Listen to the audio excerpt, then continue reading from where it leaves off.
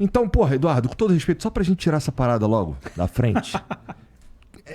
É fato ou fake que tu foi condecorado pela Rainha Elizabeth II, cara? É fato. É fato. Tem a ver com cavalo, não é? Isso. Em 2012, eu lancei um livro ali, acho que foi 2010, 2011, chamado Encantadores de Vidas. Uhum. E era um livro que eu contava da experiência que eu tive com aquele encantador de cavalos nos Estados Unidos e com o Nuno Cobra aqui no Brasil. Preparador de atleta, preparador de cavalos. Tá. É um livro que fala sobre as técnicas de não violência, né, de treinamento. Uhum. E não violência, seja no treinamento de atleta, não que a galera, né, meta a mão nos atletas, mas a Lá violência no Flamengo no treino. rolando. No Flamengo, o Gerson, né? E antes disso também preparador físico. E eu ainda ainda vi que o Varela veio pra cima. Eu sou flamenguista. O Varela veio pra cima, o Gerson esquivou. Cara, o Varela tá de sacanagem, parecendo outro né? esporte o negócio, né, cara? Tu tá de sacanagem. Mas, enfim, triste isso. O Mengão tá, enfim, passando por isso. Mas aí eu escrevi esse livro, e esse livro começou a chegar em um monte de lugar, comecei a viajar ao Brasil, falando sobre não violência, e falando sobre violência doméstica, falando sobre vários assuntos que são relacionados, e usando a questão dos cavalos, mas como uma metáfora, como uma alegoria para falar sobre não violência. E o encantador de cavalos americano vivo ainda, né, ele de 35, 88 anos, levou isso ao conhecimento da rainha. Em 2012 ela me chamou e eu fui condecorado lá no Castelo de Windsor. Porra, que maneiro, cara. Como é que foi esse sentimento aí, cara? Caralho, como é? Primeiro tu não foi ver se esse bagulho era de verdade mesmo? Porque, pô, a rainha tá te chamando, Foi, cara. Isso, enfim, isso é um papo longo, mas em relação a isso que você tá falando, eu me perguntei a mesma coisa, né? Eu falei, primeiro eu preciso de quando eu chegar para pegar visto, ou quando chegar, eu tenho que ter alguma coisa provando que eu não sou um maluco, que eu vou chegar no teu país, as pessoas vão falar o seguinte: pô, você tá aqui pra quê? Quando eu falar que vou encontrar a rainha, a galera vai me levar preso na hora, né?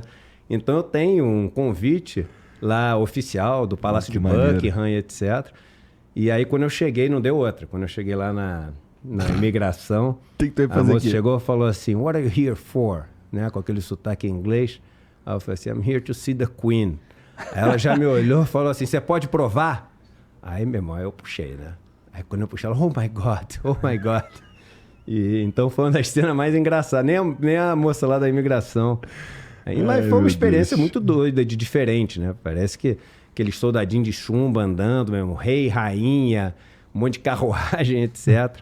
Enfim, uma coisa que foi diferente. Então, e aí, apesar de hoje eu ter 1 milhão de críticas à questão da realeza, das monarquias e etc., eu não tenho como negar que esse evento na minha vida foi um divisor de águas, trouxe, assim, um reconhecimento por um trabalho que eu fazia de não violência, passou a me projetar para um monte de palestra, eu comecei a viajar ao Brasil, e o que eu fiz com isso depois é algo que não pode esquecer, que começa com essa semente, entendeu? Então, por mais que exista aí essa contradição, caramba, você hoje todo de esquerda, socialista e etc., e foi condecorado pela rainha?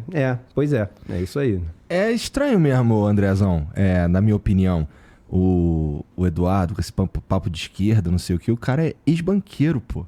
Como é que... É que pra mim, com todo respeito mesmo, eu não tô falando isso pra parecer um babaca. Não, tudo bem, você xinga mesmo de ex-banqueiro, tá tranquilo. Mas tu não é ex-banqueiro? Não, eu tô brincando. Tu é ex-banqueiro, né? Isso. Então, banqueiro pra mim todo mundo costuma falar pra mim, e a ideia central dos banqueiros, não sei o que, não combina muito com um banqueiro de esquerda. Mas você estava me dizendo que existem banqueiros de esquerda. Existem.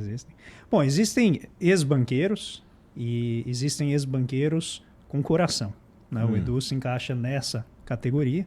É alguém, e quando eu digo coração, não é aquele emocionalismo simplório. É alguém que efetivamente conseguiu elaborar a empatia pelas pessoas que jamais teriam como chegar onde ele conseguiu chegar. Imagina, ser condecorado, né, pela rainha da Inglaterra. Parece algo, para muita gente, tolo, mas para você chegar lá exige que você tenha acesso a essas oportunidades.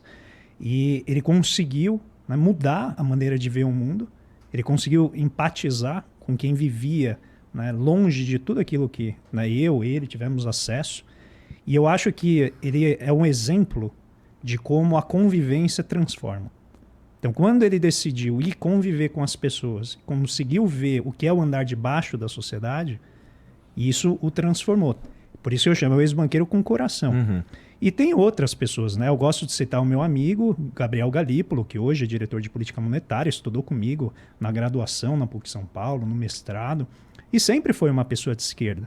E, obviamente, existem níveis, né, de radicalidade e radicalismo. Ele é uma pessoa progressista e foi trabalhar no mercado financeiro como presidente de um banco e pôde ver toda a engrenagem funcionando, que é exatamente o que o Eduardo fez. Ele foi lá, viu como a coisa funciona, enxergou os pontos cegos, enxergou, né, toda a parafernália que leva à acumulação de riqueza sem limites. Uhum. E ele olhou para isso e, né, teve ali a percepção de que não podia continuar daquele jeito, ou continuar, né, contribuindo com aquele sistema, e mudou o lado. Então, eu tenho a impressão que existem muitas pessoas assim. A questão é quando que elas vão se sensibilizar ou ir visitar o andar de baixo. Porque é muito pouca gente que tem acesso a todas essas oportunidades que se digna.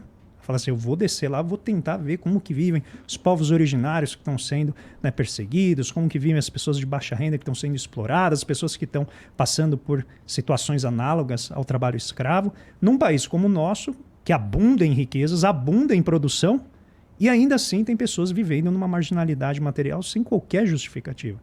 Então é possível, e eu gostaria inclusive de fazer um clamor para os banqueiros. Posso fumar meu paeiro? Fique à vontade. Tá bom. Fazer, né, pedir para que os banqueiros comecem, né, a caminhar nessa trajetória, porque o sistema está chegando na sua capacidade limite de carga. E se a gente não começar a redirecionar as finanças para produzir algo de valor para a sociedade, não apenas lucro concentrado no topo, não vai ser a gente, não vai ser o Edu, nem eu que vamos bater na porta deles, vai ser o meio ambiente. Você está falando, que limite esse que você se refere? O sistema capitalista é um sistema de exploração predatória do meio ambiente. É verdade. E a maneira como a gente está lidando com isso, achando que jogar para o setor financeiro com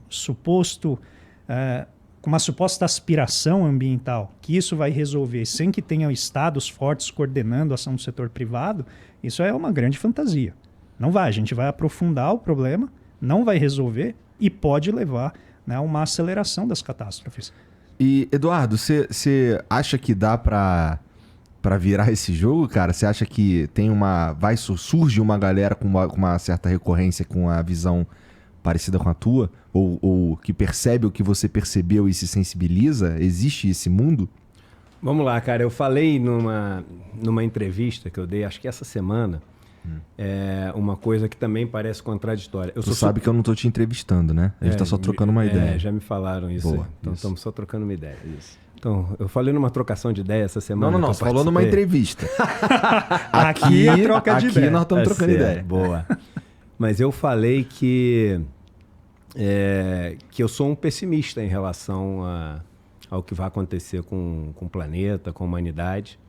E sou mesmo, assim, sabe? Eu compartilho isso um pouco, cara. Quando eu vejo, assim, a urgência da gente chegar a alguma solução, o ritmo que as coisas estão indo e como as estruturas que existem estão cristalizadas, principalmente as estruturas de poder, e você sabe que você tem que mudar a estrutura de poder, de acumulação de capital, e mudar significa que algumas pessoas, empresas, vão ter que abrir mão, porque não tem uma solução matemática. Se essas pessoas não abrirem mão de um pouco do que elas têm de terra, ou de grana, ou de consumo, não tem. É matemática, você põe no Excel e não fecha a conta. Uhum. Aí você fala assim, pô, essas pessoas não vão abrir mão.